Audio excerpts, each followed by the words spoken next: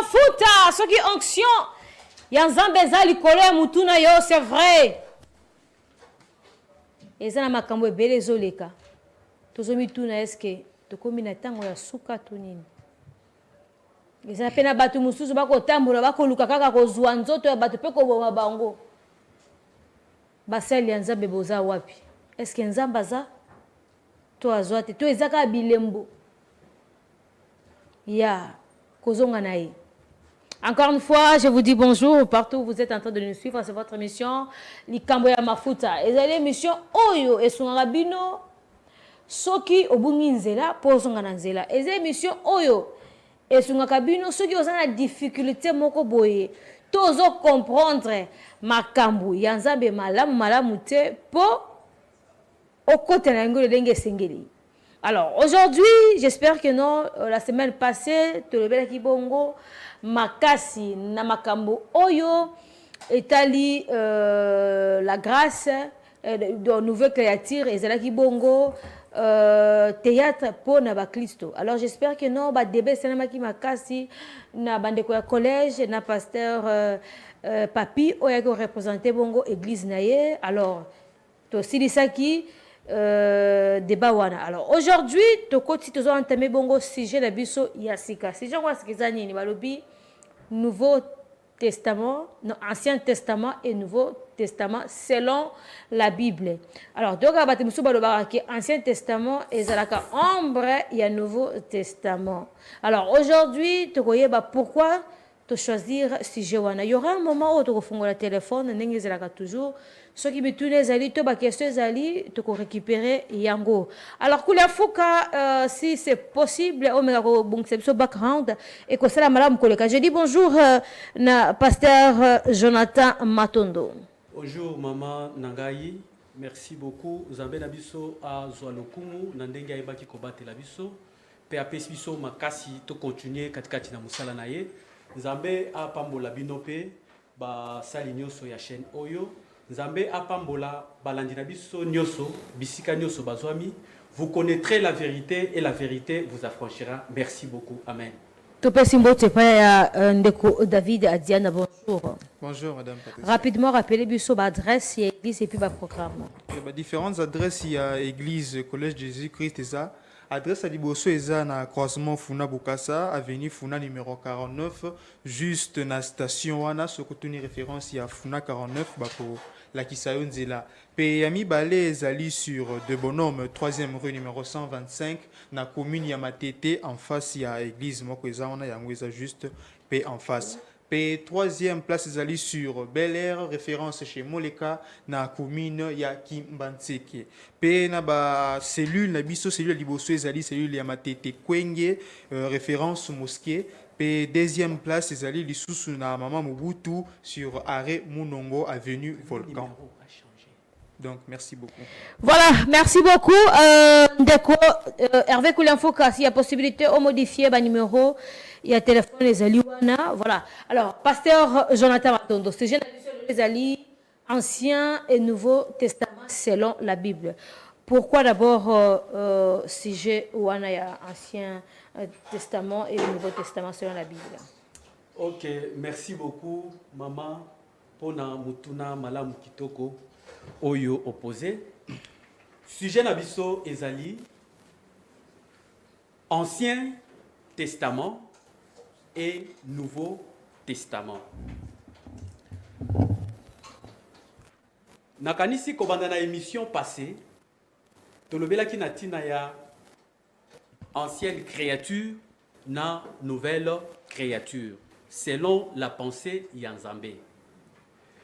Et loko biso toyebi muke na collège ezali mutu azokoma nouvelle créature ezali tango connaissance nyonso oyo azalaki na yango tango abandaki kotanga Bible kobanda na Genèse tina Apocalypse connaissance wana ya kala esengeli échanger soki obandaki kotanga que au commencement Dieu créa les cieux et la terre. Na connaissance ozalaki nango tango ozalaki païen, ozalaki ancienne créature, obandaki komona la terre physique, oyo ezomona na miso ya batu po bandaki komona cieux oyo ezomona na miso ya batu, c'est-à-dire na pensée na yo moko mutu. Tango oye na église mission ya ba pasteur ezali ya kokomisa yo nouvelle créature. Mutu oyo akomi nouvelle créature ezali mutu oyo akomi koyeba makambo oyo ekomami na Bible selon la pensée ya nani ya Nzambe. Lokola lelo tokendaka ba église tozana batu oyo basepeli kosambela Nzambe pe bamipesaka na makambo ya Nzambe mama na ngai. Susi na biso oyo tokosimba na sujet ya lelo ya Ancienne Alliance, plutôt Ancien Testament na Nouveau Testament ezali oyo. Selon la Bible, Maman Nangayi, Ancien Testament, selon la Bible, eza na explication na yango. Nouveau Testament, selon la Bible, eza pe na explication na yango. Oyo biso ba chrétien toyebi yango te. Nde souci na biso. Alors, pourquoi d'abord Nouveau Testament et Ancien Testament? Oui, nakanisi mutuna les très capital. Et puis, mutuna na yo ezongi kaka na réponse oyo naza kopesa. Okay. C'est-à-dire mutu ya kala azalaki esengela comme mutu ya sika. Okay. Donc, soki ozana no mutu ya kala, tozo supposer que ozo tambolisama selon l'Ancien Testament. Soki sikoyo okomi déjà mutu ya sika, nde sikoyo okomi kotambwisama selon le Nouveau Testament. Yango ezami bale. Donc mutu nyonso oyo tokozongela kaka par exemple moko eza nango très simple. Voilà. Oyo tango azalaki païen ayebaki que tango Bible ezoloba na tina ya que les femmes se taisent. Tango tozalaki ba païen toyebaki que la femme dont on parle eza femme na pensée na biso, femme ya maputa lokola ba mama na biso. Wana tozalaki nanu kotambolisama na nini na Ancien Testament. Sikoyo souci ya Nzambe tolungwa kotambwisama selon l'Ancien Testament. Totambwisama sika selon le Nouveau Testament. Des soucis ya Nzambe ya wana mama. Alors, objectif solo, selon la Bible, il y a Nouveau Testament, Ancien Testament, ils ont objectif solo, selon la Bible, parce que le corps déjà il y a selon la Bible, parce que l'objectif n'est pas yango ezani na vie ya muduto na vie ya Mukristo. Ok, maman nangai nakanisi Bible ezoloba boye. Mon peuple périt faute ya nini? Ya connaissance. Tolela kamikolonio c'est pas bande konabiso. Nous étions des ignorants lokola bango. Yango Nzambe atindi biso po na mission. Ya kosala nini? Ya kosilisa ignorance katikati ya bato. Ndeko nyonso oyo azwi occasion ya kolanda biso lelo. Et pas na Nzambe hasard ezalaka te. Nzambe alaka, vous connaîtrez la vérité et la vérité vous affranchira. Cette vérité existe et elle est dans la Bible.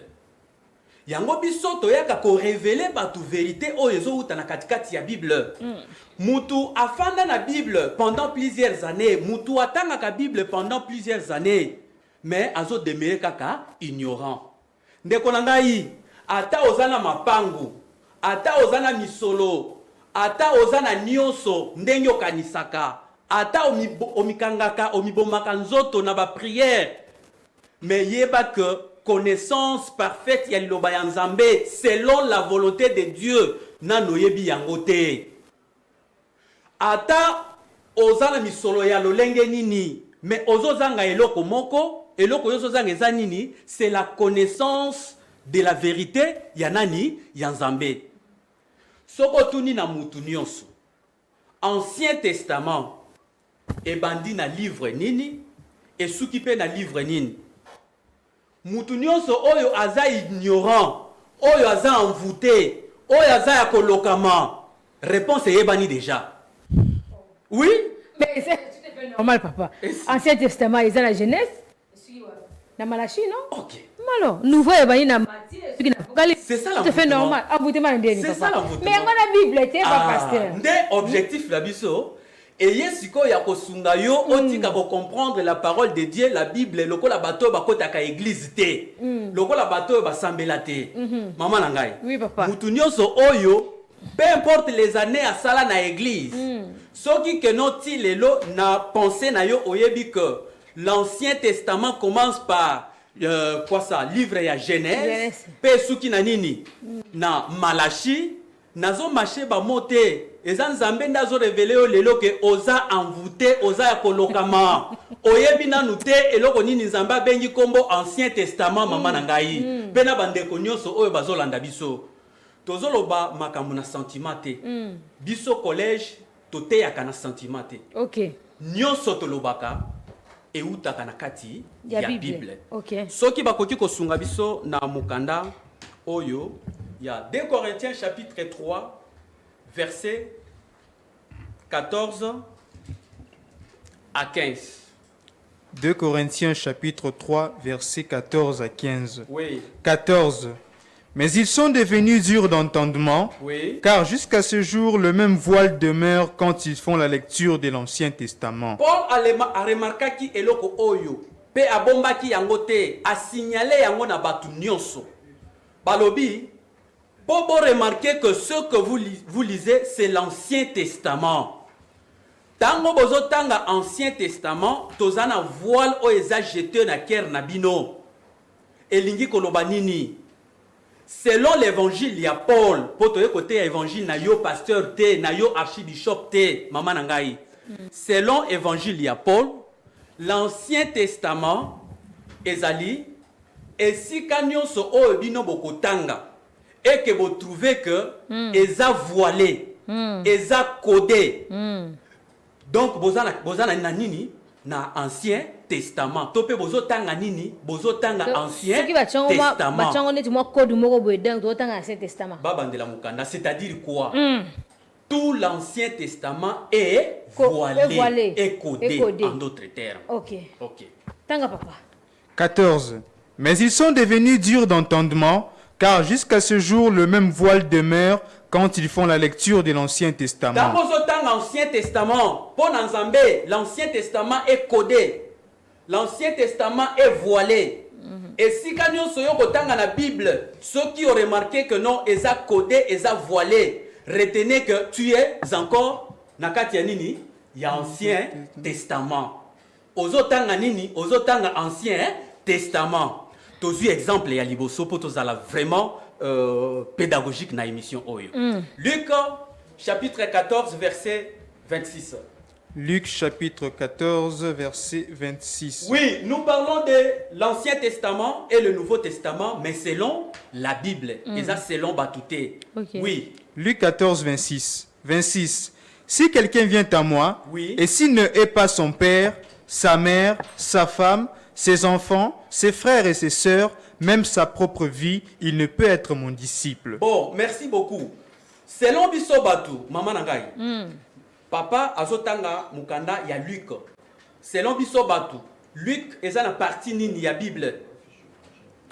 Luc, selon Biso Batou, toyebi que ezali na Nouveau Testament. Siko bandela mukanda ya Luc ya Nouveau Testament elobi nini. Luc chapitre 14 verset 26. Oui. 26.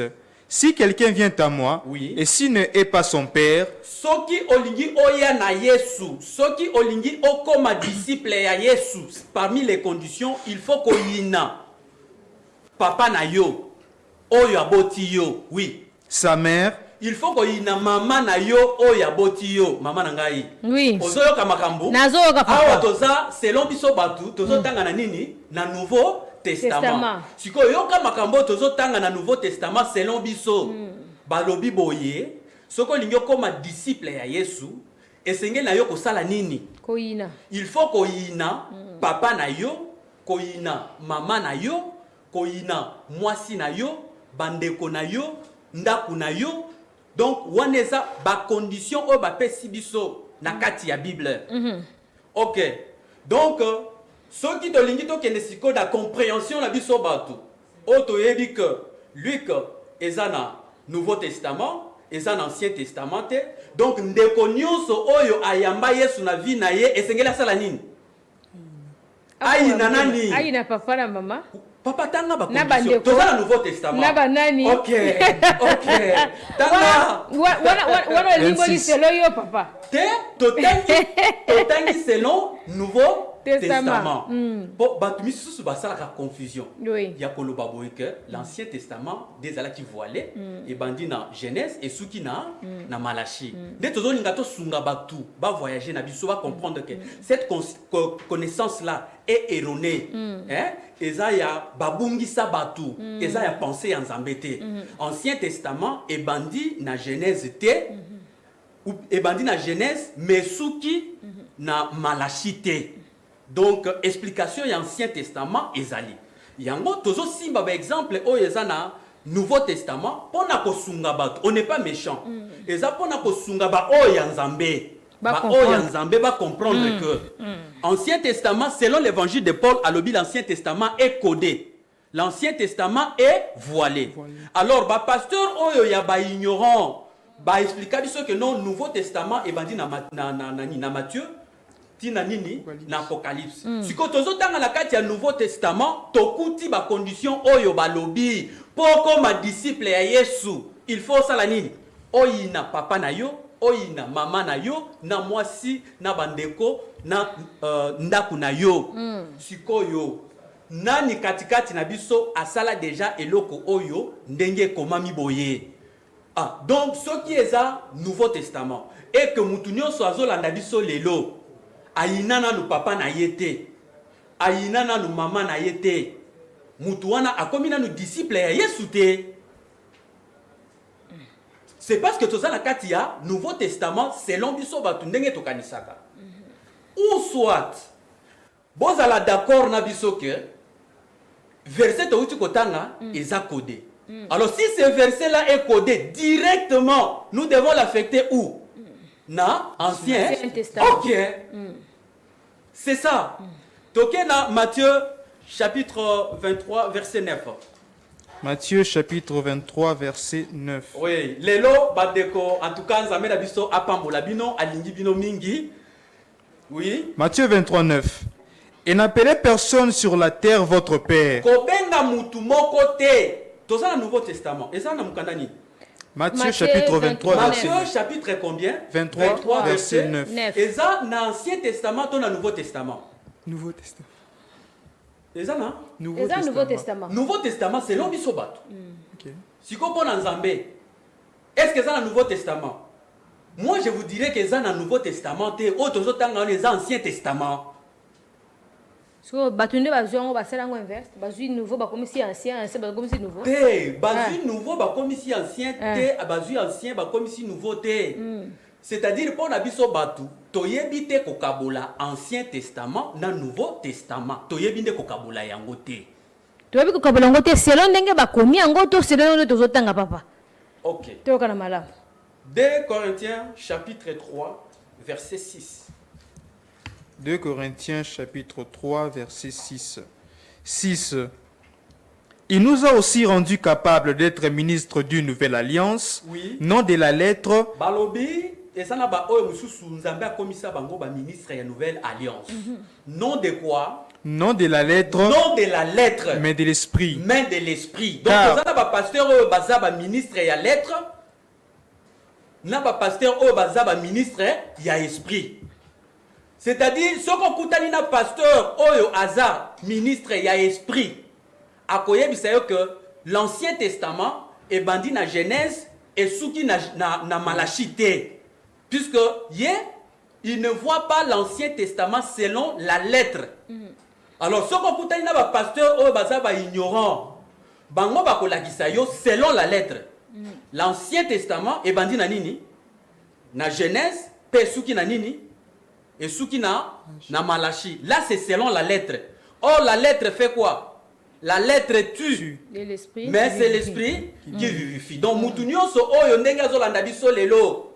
Ayebi que Ancien Testament et banda na Genèse et Souki na Malachi selon la lettre. Aza ya kokufa, aza mukufi, mais spirituellement. Pasteur Jonathan Matondo mkona lelo na monye kozala biso pema. Pona kokota penza na makanisi na yo pour lengo zo memela biso wane komi na niveau ya ba maître. Na lingi na yeba papa. Pourquoi ou soit motuna ngazali c'est quoi le testament selon les pensées ya Yesu? Testament ezali nini selon pensée ya Nzambe parce que yo za maître. Oui, merci maman Nangai. Nakanisi ba question na yo nyonso oyo za nango. Ba réponse na yango ezali pe okozwa yango. Mutuna na yo eza très capital. Biso toye côté ya l'Ancien Testament et le Nouveau Testament. D'abord, biso tokoye bate ko définir testament selon biso na pensée na biso ndelo ko biso to evitaka. Soki bakoye ko sunga biso na mukanda ya Hébreu chapitre 9 verset 16 à 17. Hébreux chapitre 9, Oui. versets 16 à 17. Vous connaîtrez la vérité et la vérité vous rendra libre. Libre. Nzambe na biso apambola bino. Amen. Bolungwa na ignorance ndenge biso pe to bibanki katikati ya ignorance. Oui. Hébreux 9, 16 à 17. 16. Car là où il y a un testament, il est nécessaire que la mort du testateur soit constatée. Maman nangai, tozana testament oyo ekomami na testateur. Soki tozana deux testaments. Ce qui veut dire que nous avons aussi combien de testateurs? Deux testateurs. Wana tozotanga selon la Bible et selon la pensée de Dieu. Mais ce que tu dis, batunyo ba lokama na banseignement kindoki ya lokuta. Bakotangela yo ba livre belé dans l'Ancien Testament. Oyo Moïse a comment? Oyo prophète nani a comment? Oyo nani a comment? Oyo nani a comment? Or selon la pensée de Dieu, l'Ancien Testament est comment qui na testataire kaka moko. Nani? Mais selon la Bible.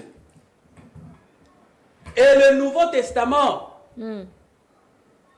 est comment qui peut na testataire kaka moko. Yango, Comment qu'il est ancien, pas combien de nouveau? problème est athée. Problème est papa. Les gens mutu moko te. Tous Bah, deux testaments. ok.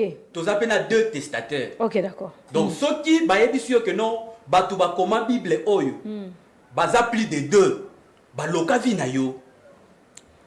Ah. Mais bandela mukanda papa. 16. Mais tous un Ancien Testament, dans Nouveau Testament. Oui.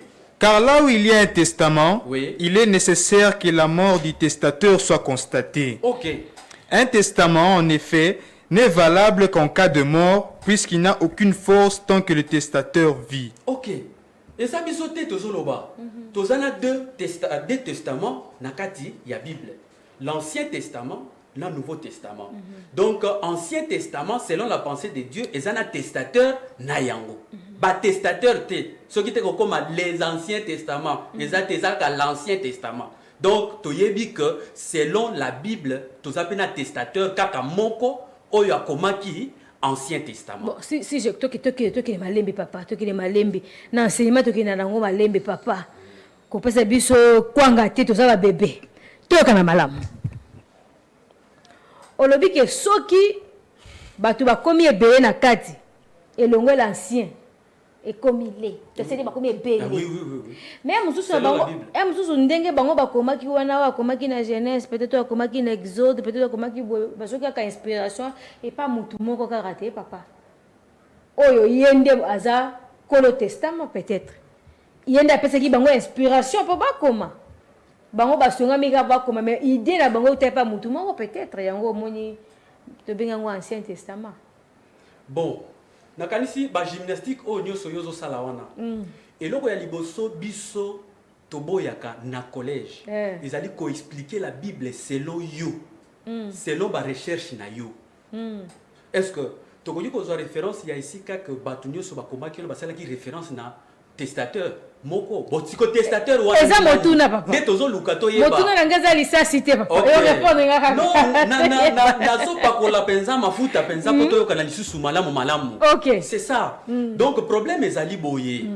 Les testateurs oya koma Ancien Testament aza ye moko bazami balete, bazami sapite. Ok. Testateur pe oyakoma Nouveau Testament. Bazami balete aza yemoko. Donc biso tokoki te kolongola oyo bakomisika balobi to longola te to bakisa te. Donc ndenge tozana deux testaments, c'est-à-dire tozana testateur ya Ancien Testament, tozapena testateur ya Nouveau Testament. Alors, volonté et testament, il y a Nouveau Testament, il y a Ancien Testament, tant et comment maki. Parce que mukolo nangwa saka moko, volonté ya Nzambe, ezala ki nini. Likolo ya Ancien Testament, na vie ya chrétien. D'abord, eloko sengeli biso to. Le penza fongola biso papa, comme ma biso na ba code de belete, tout ça na besoin de apprendre. OK. Problème eza boye mama na ngai. Na ko répondre na mutuna na yo, mais sengela biso to sunga bandeko.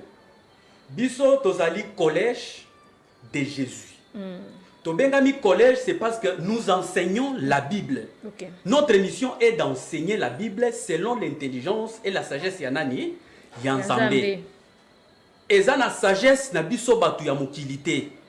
1 Corinthiens chapitre 2 verset 6 à 9. 1 Corinthiens chapitre 2 verset 6 à 9. Oui. 6.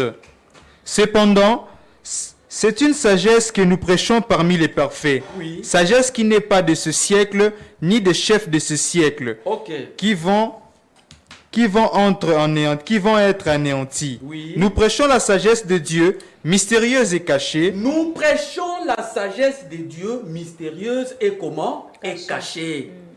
Nde omoni totunaki de question pa ndeko na biso tozalaki awa. Ndeko papi. Soki akokaki kopesa biso mukanda moko kaka ne fusque o ekoki kolobela que la Bible parle des choses visibles matérielles. Ezate. C'est-à-dire Nzambe souci na ye. Ezalaki biso basali ya Nzambe. Toyeba ko enseigner. Peuple na ye po ignorance esala nini esila. Peuple na ye akoma na connaissance. Il y a pensé en Zambé pour la différence entre ceux qui viennent à l'église et ceux qui ne viennent pas à l'église. Même même bateau tout le monde a fumeur de quoi? De chanvre. De chanvre. Ba prostituée, ba brigand nyosoana. Soko tuniye l'Ancien Testament et bandi wapi pe suki wapi. Ako expliquer yo que et bandi na Genèse et souki na nini siko biso to futi ba transport toye na église pendant plusieurs années biso beto kanga na mutu na biso toye baka que non l'Ancien Testament et bandi na Genèse et souki na nini na Malachi. Est-ce que eza na différence entre biso toye pa ya Nzambe na ba oyo batikali na cité to na ndako différence ezate donc ba pasteur bazokoma na esika wana te. Pasteur bazokoma wana te. Donc nalinga ki ko répondre par un verset biblique pour yeba que mission tozo sala. Eza ya biso te, eza mission ko wite pa ya nani et pa ya Nzambe. 2 Timothée chapitre 3 verset 16. 2 Timothée chapitre 3 verset 16. Oui. 2 Timothée 3 16. Oui. Toute écriture est inspirée de Dieu. Balobi toute écriture. Baponi écriture te balobi toute écriture. Donc, tout ce que vous verrez comme écriture dans la Bible doit être comment? Doit être enseigné. Or, nous avons la différence entre le verbe enseigner et le verbe rappeler. Naouti nanda kunaye na église. Bon, la kisinga que non, l'Ancien Testament commence de Genèse tina nini? Na Malachi. Na yebaki déjà.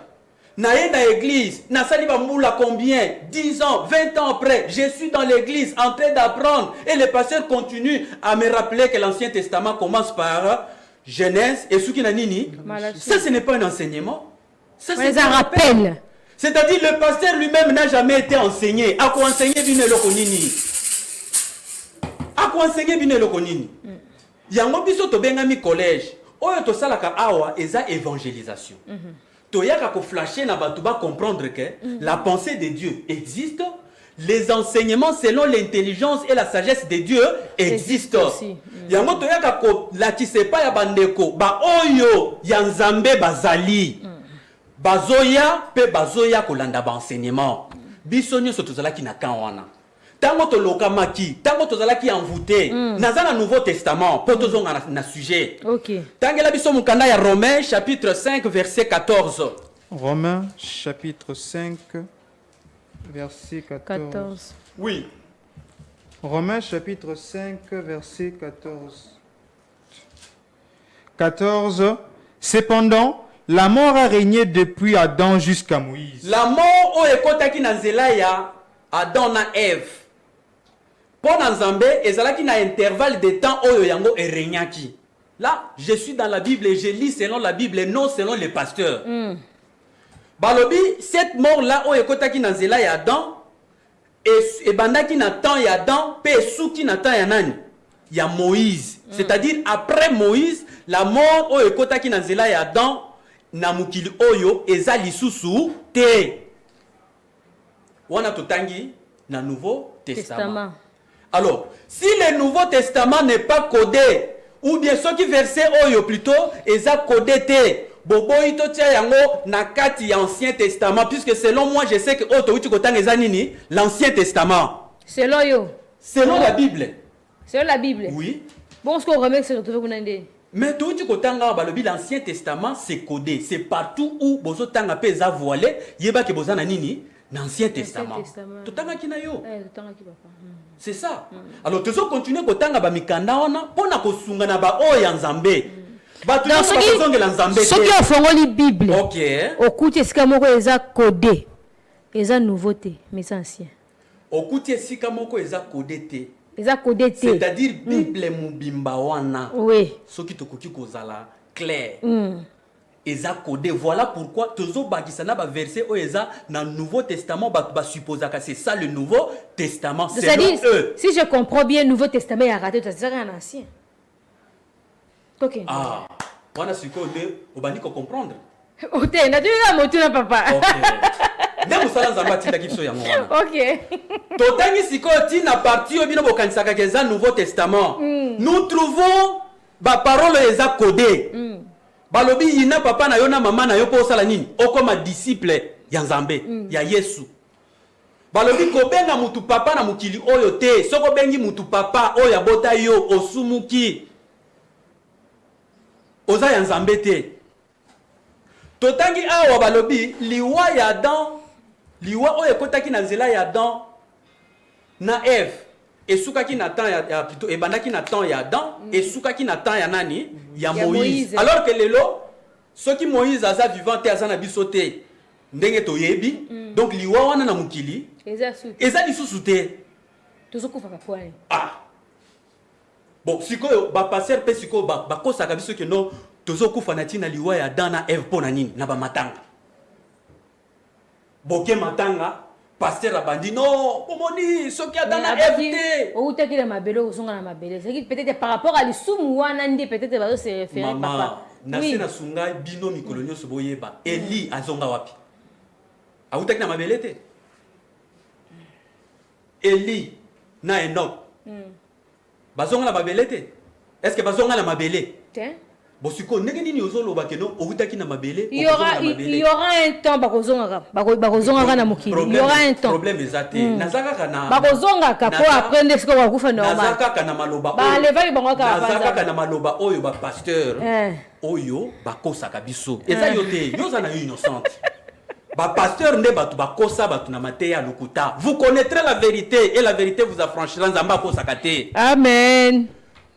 Eli azonga na poussière te alors que bazoloba outaki na poussière okozonga na nini na poussière eza codé eza voilé cette expression là mais Eli ba gardaki quelque part papa il a kufaki te eza na écriture mon côté zoloba ke non Eli ba gardaki amataki oui c'était kakufaki.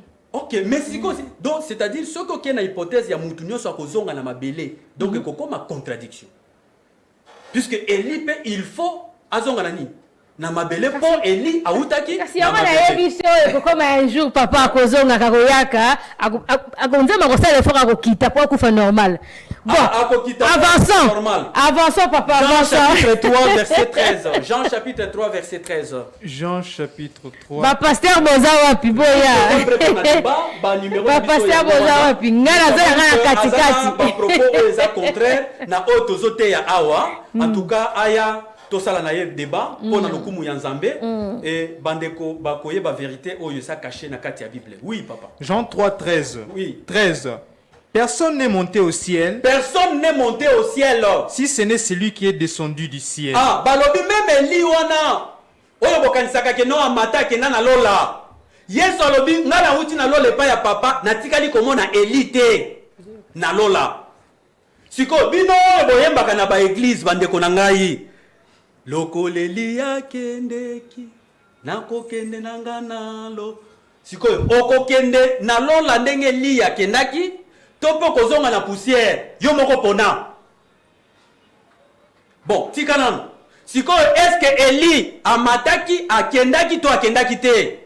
Eli a gardé quelque part. Ah non, la terre, il a gardé quelque part. Ah donc ouais. C'est un ndenge ngana et enseignement. Oui. Ndenge ba enseigner qui biso. A gardé quelque part, il y aura un temps à koya. OK. Maintenant, écriture o elobi eloko wana Eli akoya ezate. Alors, sikoyo en tout cas, les pasteurs, aidez-moi. Botinanga verset wana. Et vous savez bien comme ça, on répond le pasteur Jonathan Matondo. OK. Même la semaine prochaine. Merci beaucoup. Voilà. Sikoyo wana osungi kutu batu nyonso oyo bayemba kanzembo keno bakokende na lola lokola nani lokola do bayemba ka biloko oyo bango bayebite. Donc zomona keno problème eza boye. Souci na biso to lingaka. Kofanda yo moko te omikangi na ndaku, tu commences à lire la Bible. Oui, tu lis la Bible, mais tu ne comprends pas encore ce que dit na ba écriture oyo ozotangela. Souci na biso eza yango wana. Très bien. C'est-à-dire poko ma musali na Nzambe ya solo lokola biso boye. Il faut les kana formation, il faut ba enseigner yo la parole de Dieu. Yesu ye moko po asala musala ba enseigner qui est. Référence est à Jean chapitre 8 verset 28. Jésus a été enseigné. Alors que Namukili Awa, Jésus n'a pas été enseigné, lui qui n'a point étudié. Paul, comment a excellé, n'a excellé qui? Paul a eu formation dans ma ya Gamaliel. Paul a été formé. Oui. Moutoua pour savoir que non, Paul a mis bimela qui le collaboye. On a été à filmer le papa. Accepter aux à la former. Accepter aux à la former. Bande qu'on a dit ça. Même dans la Bible, Nicodème, azalaki na ba connaissance na yi. Tant on l'a dit, oh yobimie pas ya Yesu à comprendre non. Différence c'est ça entre le langage de Dieu et le langage na biso batu. Un docteur de la loi, ami kitisi, aye kolanda ba enseignement pe abikisamaki. OK. Ce qui te suit attend na ba disciple ya Yesu. Ba Matthieu, ba bande ko sala moi quelque part. Mais tango yoki kaka mumbongo ya Nzambe atika kidioso aye kolanda.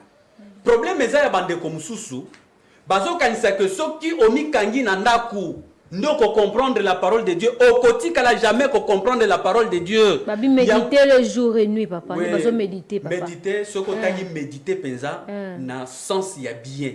Méditer ça ko sala une étude approfondie ya iloko. Ko méditer ça te ko sala ozo tanga boye l'unité. Ko méditer ça ko sala une étude approfondie ya iloko. Donc o biso tozo sala bino oyo tozo kotsa bino siko na kati ya méditation pour comprendre que l'Ancien Testament selon les pasteurs ignorants ndenge bakosa biso e bandina Genèse et souki na Ancien Testament plutôt et souki na Malachi waneza ba enseignement ya lukuta ya ba pasteur oyo bazana esprit ya Nzambe te. C'est ça. Donc mutu oyo siko azana esprit ya Nzambe. Il faut aller que non explication de l'Ancien Testament ezali et l'Ancien Testament est bandi na Genèse mais sous qui na Malachi te. Ezali kambuya mafuta papa Jonathan Matondo. L'explication to pesinga waneza malamu. Menga na linga penza na avancer. OK. Na avancer ça nganga malamu makasi.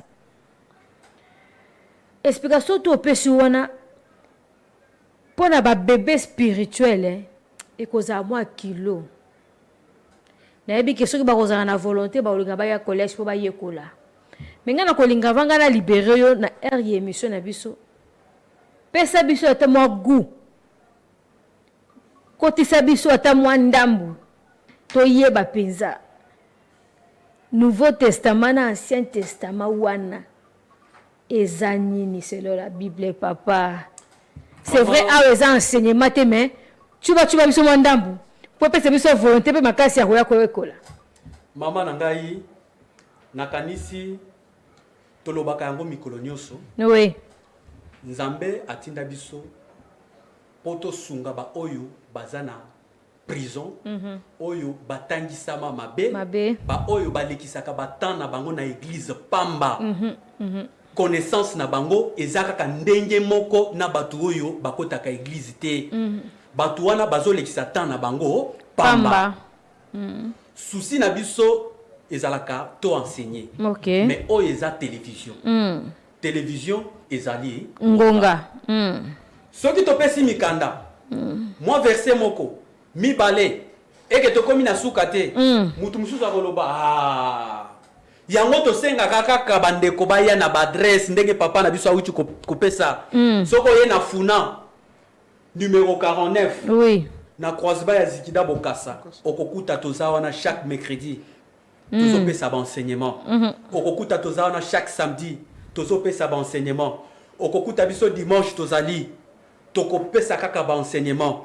Donc problème ezali boye batu esengeli baye ba oyo que même na mukanda ya 1 Jean chapitre 4 verset 1 Jean chapitre 4 verset 5 à 6 ezolo baboy 1 Jean chapitre 4 verset 5 à 6. Oui, Eux, ils sont du monde. beaucoup d'ana ba pasteurs qui sont du monde. C'est pour que problème ezalaka ceux qui biso au collège to komi koloba que non c'est passé là sont du monde to komi siko na ngambo mama na ngai oui ezala basusu ba komi ko benga na kofinga na ko intimider te tozawa toye ko sala musala ya nzambe mutu atinda biso awe za nzambe pona ko bikisa ba oya ye Yesu asala musala abikisaki batu combien asukaki na batu 12 biso na église na biso tozalaka na posa ya batu ebele te yango moni epa na biso dîme ya mbongo ezate puisque la dîme bapesa kango na maboko ya batu boye te tokotika la jamais kotangisa yo kosenga na batu bapesa biso dîme na mbongo boye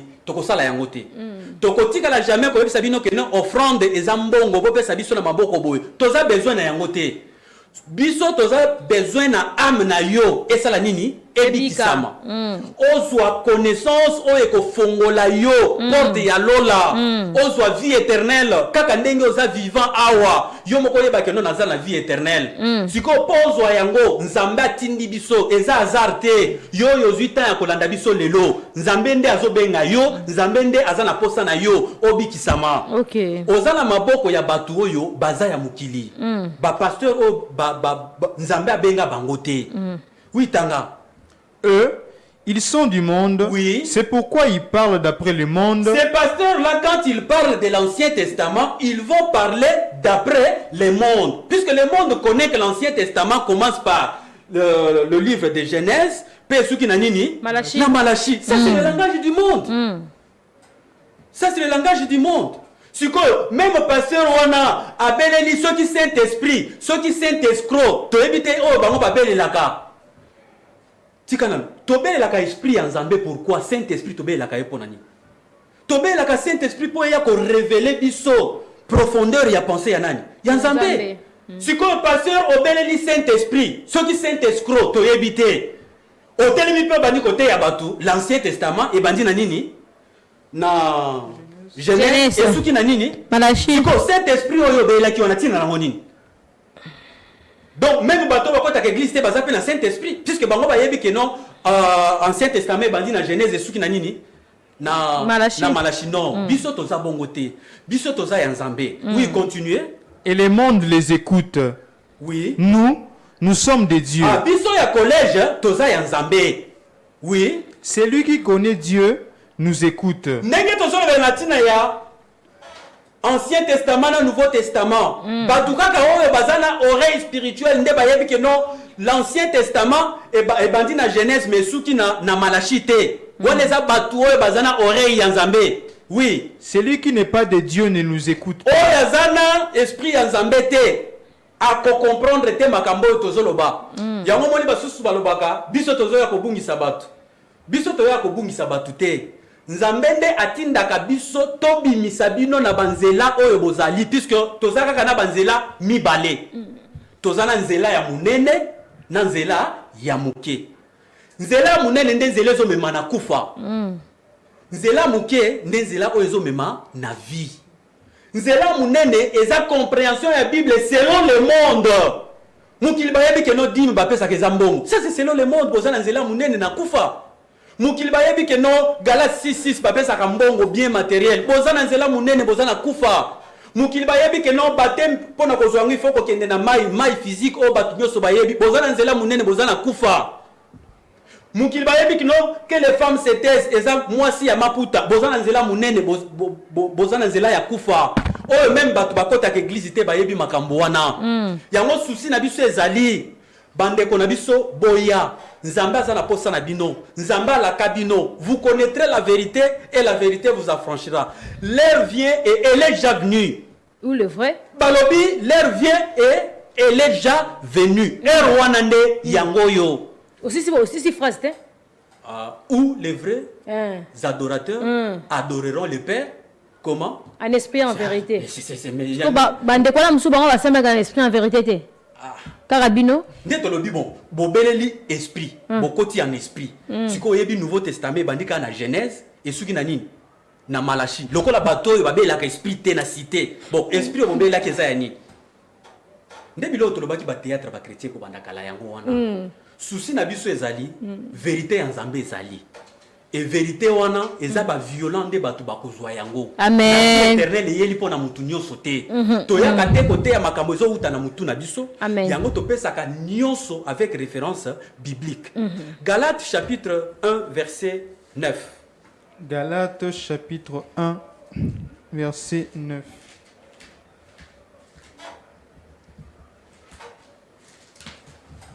Galates 1 9. 9. Nous l'avons dit précédemment, et je le répète à cette heure. Si quelqu'un vous annonce notre évangile que c'est lui que vous avez reçu, bandeko na biso, oyo bozwita ya kolanda, Nzambe na biso apambola bino, Nzambe na biso asunga bino. Amen. Bandela mukanda, soki mutu aye kote ya yo, aye kolakisa yo, après avoir kolanda émission oyo, que Ancien Testament et bandi na Genèse et souki na Malachi mutuana azala anathème. Tanga. Galates chapitre 1 verset 9. 9. Nous l'avons dit précédemment et je le répète à cette heure. Si quelqu'un vous annonce un autre évangile que celui que vous avez reçu, qu'il soit anathème. Mutu nyonso koyebiso que non l'Ancien Testament et bandi na Genèse et souki na nini na Malachi azala anathème. Ancien Testament et bandi na Genèse et souki na Malachi te. Il faut enseigner l'Ancien Testament selon la pensée de Dieu. Et là biso tozo linga l'Ancien Testament selon la pensée de Dieu, c'est quoi? Et bandi na livre nini, pesuki na livre nini. Mais selon la biso batu, okokanisa que l'Ancien Testament et bandi na Genèse et souki na nini na Malachi. Ça c'est la pensée des hommes. Wana ya biso batu bako démontrer ba nombre ya ba livre ya ba chapitre, ça c'est la connaissance na biso batu eza ya Nzambe te. Donc souci na biso ezali batu ba comprendre que tango Nzambe le bakanati na Ancien Testament, l'Ancien Testament wana esengeli koyeba ngo na pensée ya nani ya Nzambe. Pourquoi l'Ancien Testament selon l'évangile ya Paul, selon la pensée de Dieu, l'Ancien Testament eza codé, l'Ancien Testament eza voilé. Or touti ko la gymnastique awana bino ensemble, topesi même des versets bibliques o eza na partie o batu bakanisaka keza Nouveau Testament, mais o ezo compliqué ba. OK. Balobi ko benga mutu papa te na mukili o. Osiko soto bito ça la kaka ndenye komami keza voilé te. Siko to kokoma banani. Bana mo ba donc soki partie wana eza voilé, donc verset wana pesa verset ya nini? L'Ancien Testament. Totangi na bino awa na Luc 14 26 balobi soko nyoko ba disciple ya Yesu, il faut ko yina papa na yo na nani na mama na bandeko na mwasi na ndaku Donc ceux qui non ils ont un Nouveau Testament et que le Nouveau Testament est clair ndenge biso ba tutokanisaka. Donc tout ça il a encore ndenge komami. Ah, ceux qui te comprennent que non, derrière ça, on peut, kolakisa makambo et batamina sima, et ça voilé. Donc, bah, verset wala nyonso, et ça na kati Ancien Testament. To uti kotanga awa, liwa ya dana Ève, na Romains chapitre 5, verset 14. Liwa wana ya dana Ève na mukileza lisusu te. Donc, ceux qui balaki que non, le lot, tout le monde n'a pas si po na dana Ève, tozo nyokwama, tozo kufa, na tina ya dana Ève, eza mateya ya kindoki, eza mateya ya nzambete, église wana eza ya nzambete. Donc, nyonso wana tosali, effort ya kolakisa na bantu kaka que l'Ancien Testament, selon la pensée de Dieu, ezali ndenge o biso batu tokanisaka te, ezali pe ndenge bakosa biso na ba église na biso te mama na ngai. Ezali kama mafuta papa Jonathan Matondo. Alors, soki na bandeko bakotela biso na etando ike na bandeko musu balanda biso na nzela ya Facebook to na nzela ya YouTube eloko nini oyo bango bakoki ko retenir bato baza peut-être na capacité te ya koya na collège pona kozwa enseignement wana o baza peut-être na mboka mopaya to ba musu baza na hôpital mais ba sepeli na sujet wana pe ba comprendre makambo ebele o ezalaki ya malamu ya importance ebimi na émission lelo ba retenir nini pona sujet ya mokolo ya lelo. Merci beaucoup maman nangai nakanisi eloko bandeko ba ko retenir eza lelo to bandi sujet ya sika o ezali Ancien Testament pe Nouveau Testament selon la Bible. La Bible, oui. Je pense bien que Nzambe soki apesi biso makasi ya bateli le jeudi prochain na 16h tokozala awa pona koyeba kolobela lisusu sujet oyo malamu po bandeko ba comprendre Ancien Testament selon pensée en Nzambe ezanini. Nouveau Testament pe pona Nzambe elingi koloba nini. Mais pona lelo eloko bakoki ko retenir muke oyo bakotikala na yango. Ezali tozo pesa devoir lokola collège. Ya mutu na mutu akende kotuna père spirituel na ye. Pasteur na yo, ezala papa na bino. Boza na yenda kumoko alingaka mingi makambu ya Nzambe. Tuna ye boye papa. Ancien Testament ebandi na livre nini pe suki na livre nini. Waneza première question. Deuxième question. Tuna papa tozana Ancien Testament na Nouveau Testament. Sikoyo nani akoma Ancien Testament? Po balobi bazami balete bazaka ka mutu moko ya koma Ancien Testament. On l'a appelé testateur. Siko troisième question, tuna epena ni akoma Nouveau Testament. Yende tokoki ko benga deuxième testateur. Po tozaka kana ba testament mibale. Ndemi tuna oyo bandeko na biso bakoki kotikala na yango, ba poser epa ya ba pasteur, ba cadre spirituel na bango. Soki kaka pasteur alakisi yo que l'Ancien Testament ebandi na Genèse et suki na mukanda ya nini? Malachi. Ya Malachi to uti kotanga awa Paul alobi azala nani? Anathema. Donc pasteur wana azana esprit en Nzambe te. Eza pasteur oyo ami bengi pasteur ye moko. Merci beaucoup ndeko Jonathan Matondo to komi vraiment na suka ya émission na biso ya moko na lelo. Alors lelo ba moko po tozoka bana yo kala mingi ete. Oui, merci beaucoup. Bandeko basilikate. Po ba émission na biso sur ma maman eza ko betisa bandeko mabaku makasi mabaku makasi bandeko bosilikate to lingi bino mingi vérité o tozana ngo soki to cacher yango biso to kozwa problème na Nzambe siko tellement que biso to lingi bino mingi to koki ko cacher bino vérité te.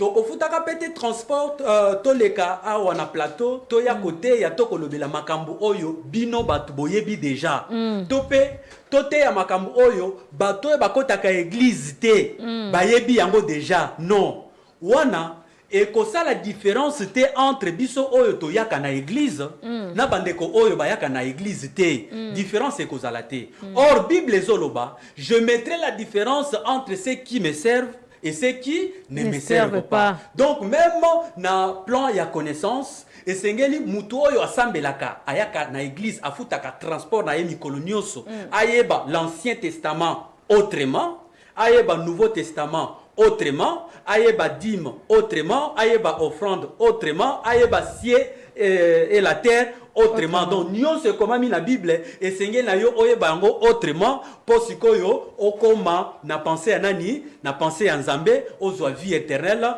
ozala oyo akoyeba lisusu kosala makambo na pensée na biso batute. Merci beaucoup. Merci beaucoup papa Jonathan Matondo, merci beaucoup Nandeko David Adiana Sungaki biso lelo na lecture ya parole.